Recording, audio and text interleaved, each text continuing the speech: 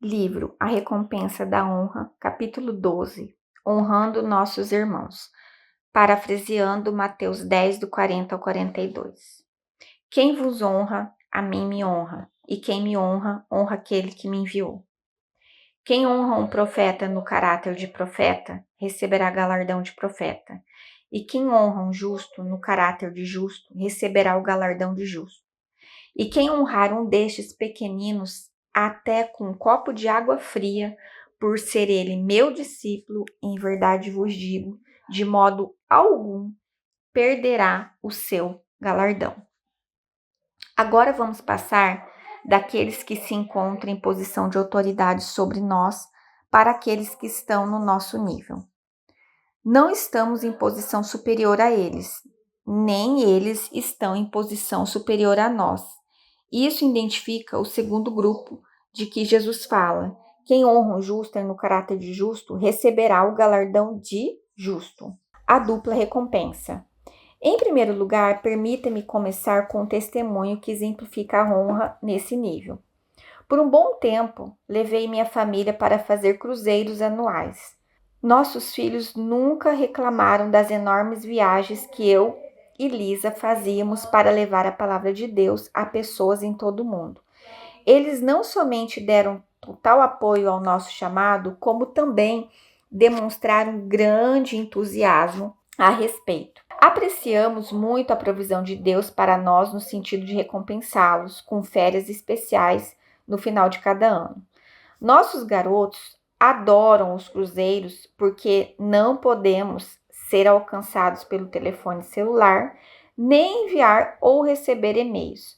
Combinamos que nossos computadores permaneceriam desligados durante toda a semana, nada de trabalho. Somos somente deles durante toda aquela semana. Há alguns anos, havíamos acabado de voltar de um cruzeiro e, ao telefonar para o diretor da nossa equipe, recebi notícias muito decepcionantes. Enquanto estávamos de férias, um pastor de nossa cidade, que eu conhecia, contratou uma de nossas funcionárias chaves, sem o nosso conhecimento. Essa funcionária era responsável por todos os direitos internacionais das traduções de nossos livros. Seu cargo exigiu bastante treinamento e conhecimento, já que ela trabalhava com editoras do mundo inteiro.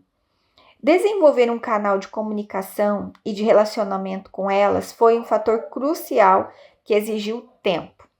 Dizer que fiquei contrariado seria atenuar as coisas. Tive de lutar contra sentimentos difíceis, contra aquele pastor. Havíamos gasto 9 meses treinando aquela funcionária e ele não me proporcionou a cortesia de um telefonema para ver como a contratação dela afetaria a nossa organização.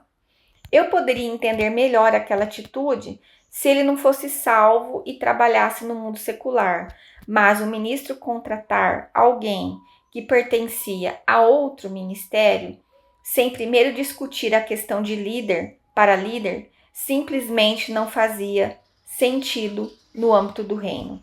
Além disso, ele era um amigo. Durante 2 dias lutei contra os sentimentos de ir em oração. Como encontraríamos outra pessoa para substituí-la tão depressa? Eu temia o tempo que teria perdido para treinar outra pessoa. Lutei contra pensamentos de crítica. Eu ansiava por encontrar o sentido do que ele havia feito, mas não havia lógica. Como pôde ser tão insensível? Depois de 2 ou 3 dias, o Senhor falou comigo, quando eu estava em oração. Filho, quero que você dê a ele o seu relógio novo. Enquanto estávamos no cruzeiro, encontrei um bonito relógio numa loja na Jamaica. Era um relógio novo, em folha da marca Citizen, movido a energia solar. Havia alguns anos que eu não comprava um relógio e estava entusiasmado com o seu design reluzente.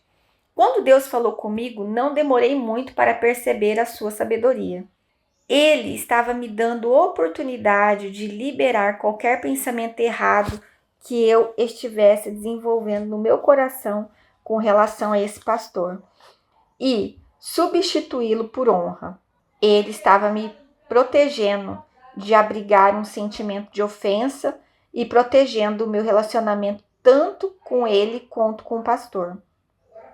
Em oração, comecei a sorrir e finalmente a rir. Eu estava impressionado com a sabedoria e o amor de meu pai. Ele estava se movendo por amor aos seus 2 filhos. Eu disse um sim, entusiasmado ao seu pedido, e imediatamente toda a ira e ressentimento pelo que o pastor fizera foram drenados para fora do meu sistema. Foi uma libertação rápida. Agora eu estava animado para dar algo que valorizava o meu irmão em Cristo. Na noite seguinte, nós nos falamos por telefone. Eu me sentia pronto para conversar, uma vez que o ressentimento já não existia. Acontece que ele havia cometido um erro por descuido. Confessou que simplesmente não havia pensado bem e em seguida desculpou-se muito. Ele agora entendia, devido ao confronto, que sua atitude estava errada. Entretanto, se Deus não tivesse tratado com meu coração antes, aquele poderia ter sido um telefonema feio e prejudicial. Meu tom de voz e minha atitude poderiam ter precipitado uma fogueira de problema em nosso relacionamento. Aproveitando o ensejo, deixe-me dizer algo. O confronto é bom, porém deve ser feito com uma atitude correta. Ele deve ser feito por causa de outra pessoa, não por nossa causa. Eu pude perguntar a ele o porquê daquele procedimento equivocado, mas a nossa conversa foi banhada em genuíno amor por ele, o que facilitou sua receptividade a minhas ponderações. Ele concordou e marcamos o encontro. Quando cheguei, ele estava curioso. Como já havíamos encerrado a questão, ele se perguntava qual seria o motivo da minha visita. Compartilhei o meu desejo de lhe dar um relógio. Estupefato, ele disse: John, preciso de um relógio. Eu não tenho um. Senti-me muito abençoado ao descobrir isso. Tirei o relógio da caixa para que ele o experimentasse, mas não coube, porque meu pulso é menor que o dele. O problema é que havíamos deixado os elos extras na joalharia da Jamaica. Eu disse a ele que encomendaria um outro exemplar junto à empresa. Ele tentou me convencer a deixar que ele mesmo fizesse isso, mas eu particularmente não queria dar um presente incompleto. Desde aquela época, ficamos mais próximos do que nunca e ambos temos muito respeito um pelo outro. Saber que ele usa aquele relógio faz meu coração tremer de alegria. Gosto de vê-lo em seu pulso, muito mais do que no meu. Vi a nossa ex-funcionária muitas vezes desde então e sempre vibro ao ver o progresso dela. Ainda assim, eu precisava encarar o fato de que tínhamos uma lacuna em nossa equipe. Mas eu sabia que Deus cuidaria de nós. Eu havia agido de uma forma que manteria a porta aberta para a sua provisão. Agora deixe-me compartilhar a recompensa de honra. Algumas semanas depois, a pessoa responsável pelo nosso departamento de recursos humanos contratou uma mulher chamada Darcy para substituir a nossa ex-funcionária responsável por direitos internacionais. A forma como posso descrever Darcy é dizer que ela parece com um tigre em forma de gente. Vi poucas pessoas no passado com tanta paixão por ver a palavra de Deus chegar às mãos dos crentes de todo o mundo. Ela subiu a bordo com toda a força. Os nossos outros funcionários que ocuparam essa mesma posição costumavam esperar as coisas acontecerem. Darcy não. Ela orava e depois saía em busca das editoras internacionais para que imprimissem os nossos livros. A ex-funcionária fazia um bom trabalho. Em 9 meses, ela conseguiu que nossas traduções passassem de 18 para 23 idiomas. Darcy, nos seus primeiros 9 meses, fez com que as traduções passassem de 23 para 40 idiomas. Sim, Você leu corretamente. A funcionária antiga fez com que nossos livros fossem traduzidos em 5 novos idiomas. Darcy fez mais de 3 vezes essa quantidade, passando para 19 novos idiomas no mesmo espaço de tempo. Enquanto escrevo este livro, já temos 45 idiomas, e isso é resultado da graça de Deus à vida de Darcy. Não creio que isso teria acontecido se eu não houvesse honrado o pastor que contratou nossa funcionária sem o nosso conhecimento. Recebemos uma recompensa, a palavra de Deus que representamos, e está tocando muito mais vidas. Algumas das realizações empreendidas por ela estão levando nossos livros a dezenas de milhares às mãos dos líderes em lugares do mundo que são hostis ao evangelho. Na verdade, não posso nem mesmo compartilhar com os nossos parceiros de ministério algumas das regiões onde eles foram colocados para proteger os líderes que estão nessas nações perseguidas. Não posso pensar em nenhuma recompensa maior do que a capacidade de tocar muito mais vidas com a palavra de Deus. No entanto, Deus ainda não havia terminado. Ainda havia outra recompensa a caminho, a qual eu ignorava completamente. Alguns meses depois, num domingo pela manhã, eu estava numa cidade pregando. Depois do culto, o pastor levou-me para almoçar. Um homem de negócios foi convidado para juntar-se a nós. Quando estávamos no banheiro masculino do restaurante, o homem de negócio perguntou: John, que tipo de relógio você gostaria de ter? Seria desnecessário dizer que fui pego meio que de surpresa com a pergunta dele. Gaguejei um pouco e finalmente disse: você não vai querer saber. Ele insistiu: não, John, eu realmente quero saber que tipo de relógio você gostaria de ter. Vendo sua persistência, eu disse: há vários anos que o relógio dos meus sonhos é um Brintin. Os relógios Brintin são fabricados por uma divisão de Bentley Motor Company. Eles são muito caros e difíceis de encontrar. Nem todas as cidades os comercializam. Anos atrás, admirei um que estava no pulso de um homem. O design me pareceu atraente e pensei como seria bom se eu tivesse um. Gosto de voar, embora eu não seja um piloto. Ele foi feito originalmente para pilotos. Um dia encontramos uma loja numa grande cidade onde havia desses relógios.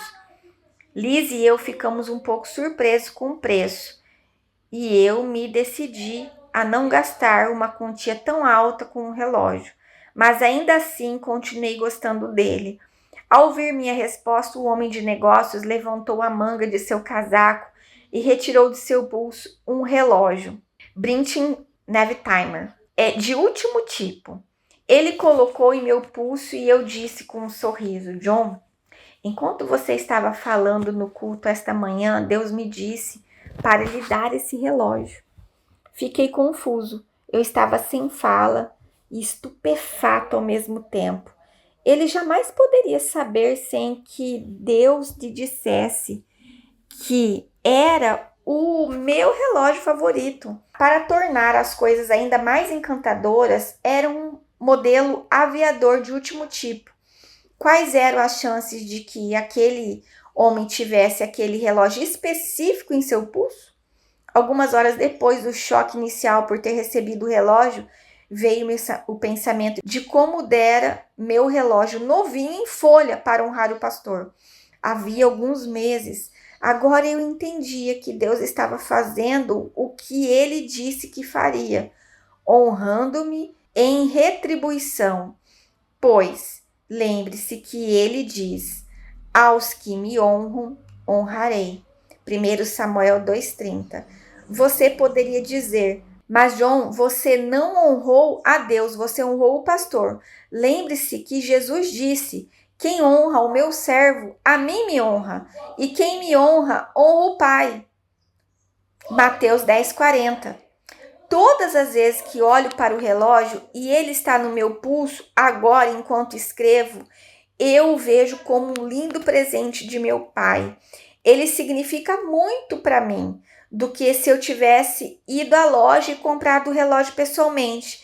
Ele também significa muito mais para mim do que se aquele homem tivesse me dado um relógio caro de presente.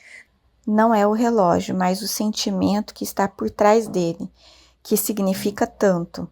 Deus fará o mesmo, mas de formas diferentes, a todos aqueles que o honrarem, honrando aos seus servos. Amor conjugado a um temor santo. Espero a essa altura já esteja bem claro que honrar é amar genuinamente.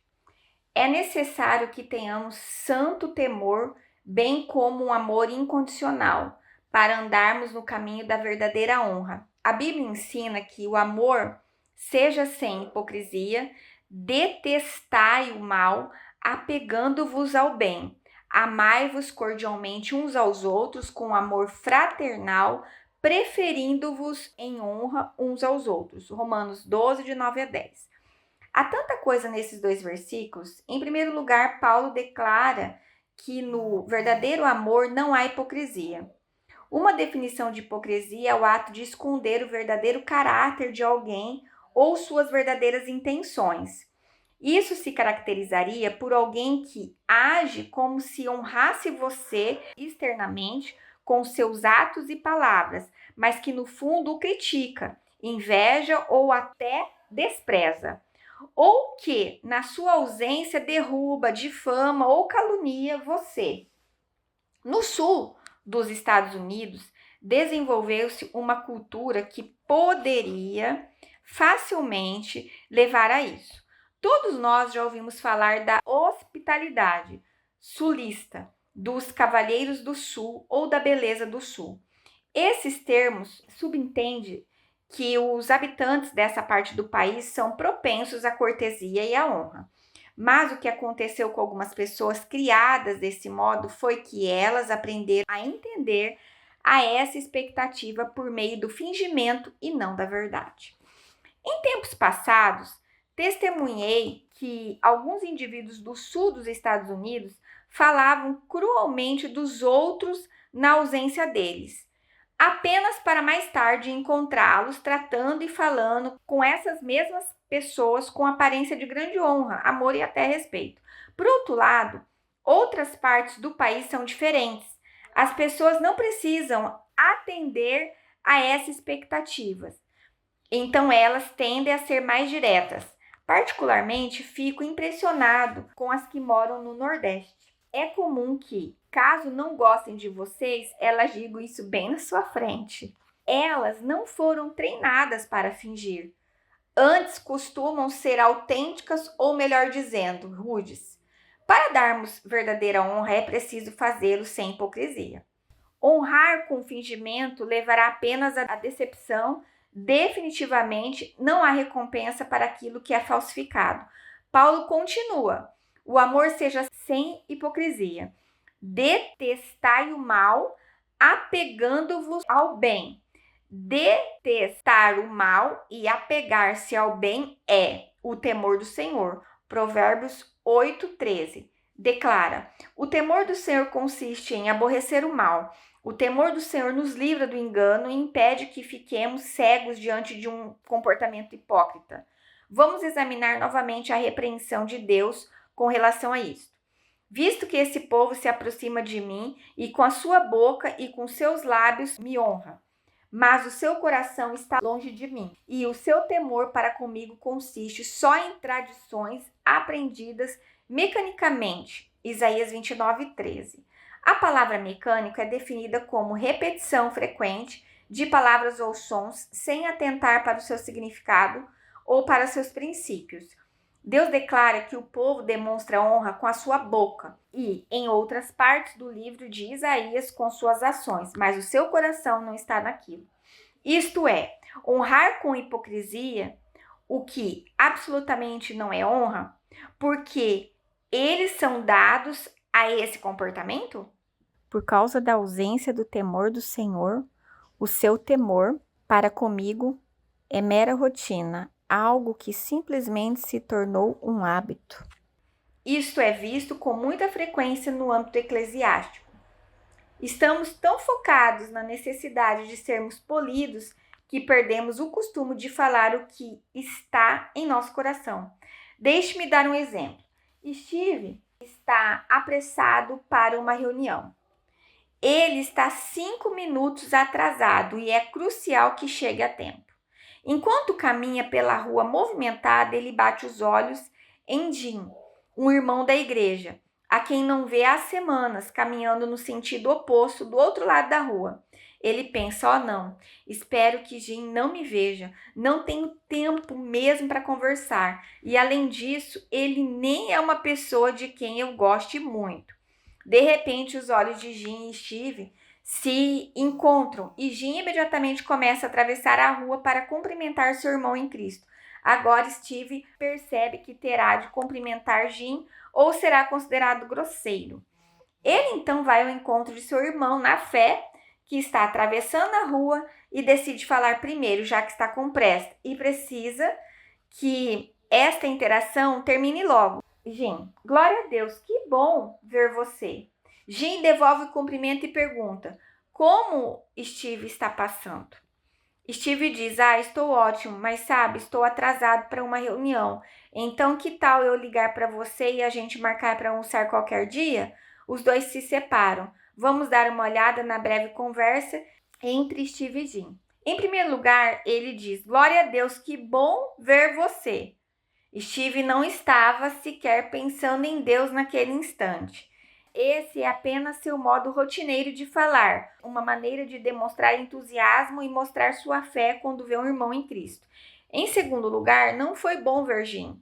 Ele esperava que Jim não o percebesse. Então, desde a primeira afirmação, ele se rendeu ao engano e à mentira, sem o mínimo de culpa. Então, Steve encerrou o assunto sugerindo o seguinte, que tal eu ligar para você e a gente marcar para almoçar qualquer dia? Ele não tinha intenção de telefonar para Jim e de se encontrar com ele para almoçar. Foi apenas uma maneira de sair daquela situação desconfortável. Outra mentira. Será que Steve mentiria intencionalmente? É mais provável que não, porque ele não está se sentindo terrivelmente culpado. Porque ele aprendeu a amar com o fingimento, resultante da falta de temor do Senhor em sua vida. Isso o levou a um estilo de vida mecânico, que demonstra amor e honra, quando na verdade é apenas uma forma oca de amor. O temor do Senhor nos mantém cientes, de fato, de que Deus conhece em detalhes todo pensamento e intenção, juntamente com cada palavra que dizemos. Até das palavras vãs prestaremos conta no dia do julgamento. Ver Mateus 12:36. E ainda, vinde filhos, e escutai-me, eu vos ensinarei o temor do Senhor. Refreia a tua língua do mal e os teus lábios de falarem dolorosamente. Aparta-te do mal e pratica o que é bom. Provérbios 34, 11, 13 e 14. Como precisamos amar de verdade. Isso só pode ser feito de forma apaixonada. Desejamos andar no temor do Senhor. Como é terrível ser enganado, viver no fingimento. Só o temor do Senhor pode nos livrar dessa armadilha. Estimando mais o outro. Em Romanos, Paulo continua: amai-vos cordialmente uns aos outros com amor fraternal, preferindo-vos em honra uns aos outros. 12:10. A honra dá preferência aos outros porque os valoriza e estima. Paulo diz isso novamente em outra carta.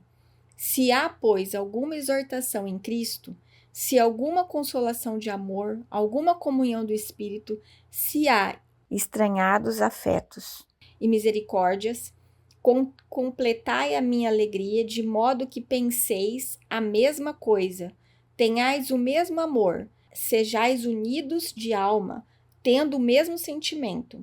Nada façais por partidarismo, ou vanglória, mas por humildade, considerando cada um os outros superiores a si mesmos. Não tenha cada um em vista o que é propriamente seu, senão também cada qual o que é dos outros. Tende em vós o mesmo sentimento que houve também em Cristo Jesus. Filipenses 2, de 1 a 5. Estimar o outro mais do que a si mesmo é honrá-lo. Devemos refletir, meditar e avaliar essas palavras em espírito de oração, em todas as atividades e negócios de nossas vidas. Se aprendermos isto e permitirmos que esteja profundamente enraizado em nosso ser, andaremos em grande bênção, pois isto é a verdadeira honra. Observe que Paulo diz: tende em vós o mesmo sentimento que houve também em Cristo Jesus. Nunca esquecereis as palavras que o Senhor me disse quando eu era um cristão muito jovem. Eu dirija meu carro e o ouvi dizer: John, você sabia que eu o amo mais do que a mim mesmo? Alarmado por ouvir essas palavras, fiquei em choque, pois achei que era o inimigo tentando semear um pensamento de blasfêmia ou de orgulho em minha mente. Como poderia aquele que fez o universo e tudo o que ele contém dizer a mim, um simples servo, que ele me considera mais valioso que ele mesmo? Eu quase disse: para trás, Satanás, para mim você é uma afronta. Mas, de algum modo, nas profundezas do meu espírito, eu sabia que aquela voz era a voz de Jesus. Mesmo assim, eu ainda precisava ter certeza, pois, desde muito novo na fé, eu já sabia que a palavra de Deus nos ordena a testarmos os espíritos. 1 João 4:1. Controlei meus pensamentos e respondi: Senhor, simplesmente não posso crer nisso, a não ser que o Senhor me dê 3 evidências a partir do Novo Testamento. Eu estava tremendo ao dizer essas palavras, mas sabia que era a coisa certa a fazer. Percebi em meu coração que o Senhor não discordara do meu pedido. Na verdade, senti que havia prazer nele por eu tê-lo feito. Ouvi-o dizer quase que imediatamente o que Filipenses 2:3 diz? Como eu sabia o versículo de cor, recitei-o em voz alta para ele. Nada façais por partidarismo ou vanglória, mas por humildade, considerando cada um os outros superiores a si mesmo. Não tenha cada um em vista o que é propriamente seu, senão também cada qual o que é dos outros. O Senhor respondeu: eis a sua primeira evidência. Rapidamente contestei: não, Senhor, não era isso que Paulo estava dizendo. Ele recomendou aos crentes filipenses que estimassem uns aos outros mais do que a si mesmos. Ele não estava falando a respeito de forma como o Senhor me trata e me estima. O Senhor imediatamente me disse: eu não digo aos meus filhos que fazem coisas que eu mesma não faça. Fiquei paralisado. Então ele continuou: este é o problema de muitas famílias. Os pais mandam os filhos fazerem coisas que eles não fazem, ou lhes dizem para não fazerem coisas que eles mesmos fazem. Muitos pais dizem aos filhos que não briguem, e no entanto brigam na frente dos filhos constantemente. Daí os pais se perguntam: por que seus filhos brigam? Eu não faço isso. Ainda um tanto cauteloso disse: este é apenas um versículo, preciso de mais 2. Então ouvi: quem morreu na cruz foi você ou eu? Fiquei estupefato. Ele prosseguiu: fui pregado naquela cruz, levando os seus pecados e as suas enfermidades, a sua pobreza e o seu julgamento, porque amei você mais do que a mim mesmo. O versículo de referência que ele me deu foi 1 Pedro 2:24. Agora eu entendia que com certeza vinha de Deus a voz que eu tinha ouvido. Ele realmente me honrava, estimava mais do que a si mesmo. Do contrário, não teria tomado sobre si o meu julgamento e morrido em meu lugar. Eu sabia que um terceiro versículo estava a caminho e, sem ter de perguntar, ouvi em meu coração. A terceira evidência é: amai-vos cordialmente uns aos outros com amor fraternal. preferindo-vos em honra uns aos outros. Romanos 12:10. Então lhe falou o meu coração: eu sou primogênito entre muitos irmãos. Ver Romanos 8:29. E em honra estimo meus irmãos e irmãs mais do que a mim mesmo. É claro que isso se aplica a todo filho de Deus e não apenas a mim. Literalmente, ele estima cada um de nós em honra mais do que a si mesmo. Isto é quase maravilhoso demais para se compreender. Este é o verdadeiro amor de Deus. Você pode dizer, mas John, ele é Jesus Cristo. Nós jamais poderíamos amar assim. Bem, eis o mais surpreendente. Nós realmente podemos. Fomos ensinados que o Espírito Santo colocou o amor de Deus em nossos corações. Ver Romanos 5:5. A prova disso encontra-se nas palavras do próprio Paulo. Veja o que ele disse com relação aos seus compatriotas. Israel, meu povo, meus irmãos judeus, como anseio que vocês vão a Cristo, meu coração está abatido dentro de mim e eu me entristeço amargamente dia e noite por causa de vocês. Cristo sabe, e também o Espírito Santo, que não é mera pretensão minha quando digo que estaria pronto a ser condenado eternamente se isso pudesse salvá-los. Romanos 9, de 1-3. Ainda tremo diante dessas palavras de Paulo. Ele está dizendo, e isso definitivamente não foi escrito por fingimento que estaria disposto a ser separado de Cristo, da salvação por toda a eternidade, para ver os seus compatriotas salvos. Como pode um simples homem andar nesse tipo de amor e honra? Isto é algo impossível através do amor humano. Somente o amor de Deus que motivou Jesus poderia honrar de tal maneira. Paulo desenvolveu esse amor e essa honra de uma forma tão forte dentro do seu coração que o resultado foi este clamor. E deixei-me ainda dizer isto. O Espírito Santo jamais teria permitido que ele escrevesse essas palavras, a não ser que ele realmente as sentisse. Não se pode mentir, usar palavras de engano se escrever as Escrituras. Você consegue ver o potencial que existe em todos nós que somos nascidos de novo? Romanos 5:5. Declara enfaticamente, pois o amor de Deus é derramado em nosso coração pelo Espírito Santo, que nos foi outorgado. É por isso que Jesus nos diz, novo mandamento vos dou, que vos ameis uns aos outros assim como eu vos amei, que também vos ameis uns aos outros. João 13:34. Era um novo mandamento, porque as pessoas não podiam andar nesse tipo de amor no Antigo Testamento. O amor de Deus ainda não havia sido derramado sobre elas. Observe as palavras, eu vos amei.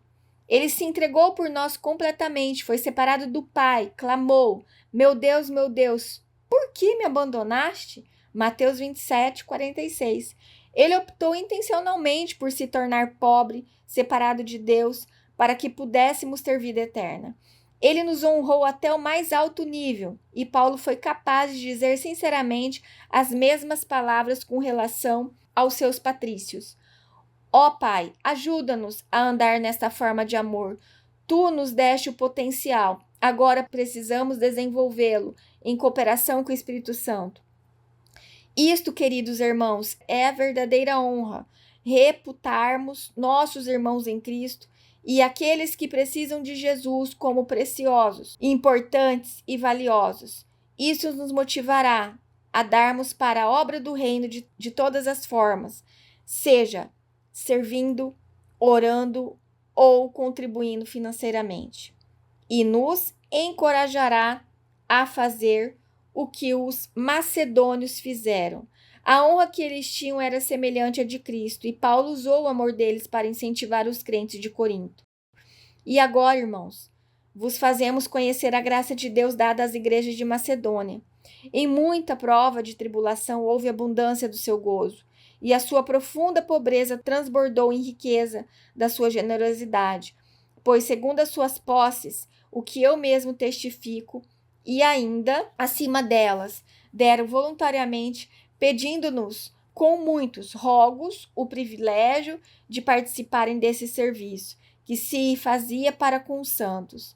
E não somente fizeram como nós esperávamos, mas assim mesmo se deram primeiramente ao Senhor e depois a nós pela vontade de Deus. De maneira que exortamos a Tito, que começou assim, também acabe esta graça entre vós. Portanto, assim como em tudo destes abundância, em fé, em palavra, em ciência, em todo zelo e no vosso amor para conosco, assim também sobressai nessa graça. Não diga isto como quem manda, mas para provar pelo zelo dos outros a sinceridade do vosso amor.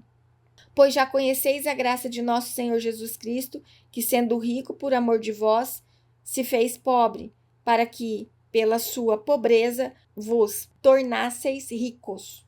E aqui dou o meu parecer sobre o que vos convém. No ano passado foste os primeiros não só a dar, mas também a querer dar. Agora, porém, completai o já começado, para que assim como houve a prontidão de vontade, haja também o cumprimento, segundo o que tendes. Pois se há prontidão da vontade, será aceita segundo o que qualquer tem, e não segundo o que não tem. Mas não digo isto para que os outros tenham alívio e vos aperto para a igualdade. Nesse tempo presente, a vossa abundância supra a falta dos outros, para que também a sua abundância supra a vossa falta, e haja igualdade. 2 Coríntios 8, de 1 a 14. Paulo estava usando a honra que os macedônios tributaram aos que estavam em necessidade para incentivar os crentes de Corinto a externar o amor de Deus, colocou no coração de todos os fiéis. E aí está ele. O amor de Deus está em nossos corações. Devemos cooperar com o Espírito Santo para que desenvolvê-lo não diga: bem, esta não é a minha personalidade ou o meu modo de ser. Isso só impedirá que você ande por um caminho que trará a verdadeira realização ao seu coração. Alegria, aqueles a quem você influenciar, e grande recompensa, não apenas nessa vida, mas principalmente na que está por vir. Não hesite. Honre seus irmãos em Cristo por toda a eternidade. A alegria encherá seu coração por tê-lo feito.